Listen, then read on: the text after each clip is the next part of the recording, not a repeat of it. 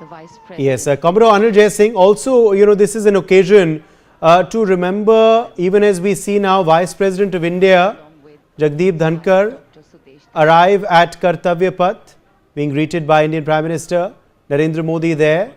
The Vice President's wife, of course, also with him.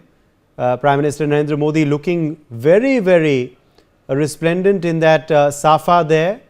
Yellow and red are the colors that the Prime Minister has chosen for this occasion.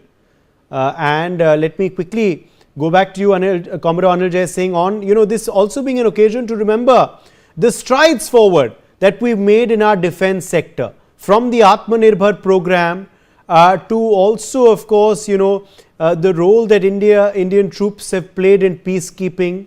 The fact that our situation at the LAC has stabilized last year as well. There has been a big push forward in indigenization, also in more unified command approach towards the military.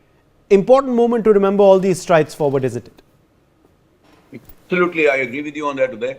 I think the armed forces have been making very rapid strides. We have always been very proud of our armed forces. They've always been second to none, notwithstanding whatever constraints they may have, had earlier. But I think a sincere effort. You see, the situation around the world is changing. We have to be prepared. If India has to become a power on the global top table, it has to be able to project that power. And that power projection is done in peacetime and in war through your armed forces. The Navy, for example, the aircraft carriers. Similarly, the Army. A powerful army is respected. The way we have, imagine we are a country which is buffeted by two adversarial nuclear powers who have a nexus between them. So that is the sort of pressure our security architecture faces.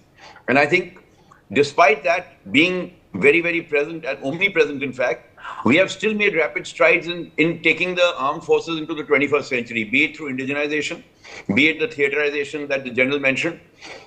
These are all steps in the right direction.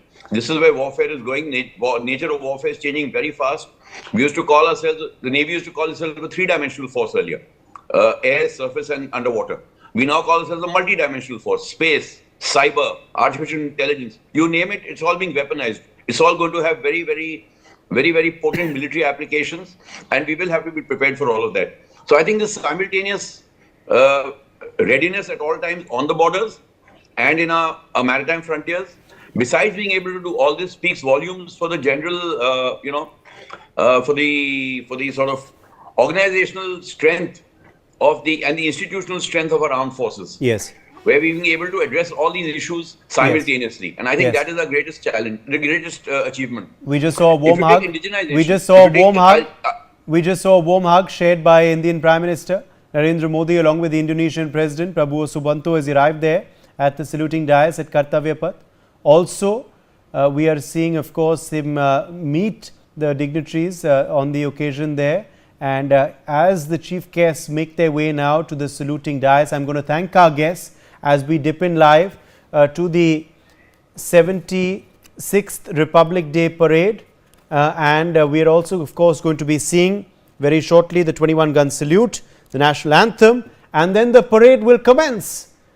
We will be seeing, of course, marching contingents from various regiments of the Indian Army. We'll also be seeing, of course, tableau from the Indian military displaying our prowess. We'll also be seeing, of course, cultural performances, tableaus from different states and ministries, a lot over the course of the next hour and a half or two. So stay tuned to NewsX as we continue this coverage as we see now the President of India meet the Vice President. Let's dip in live.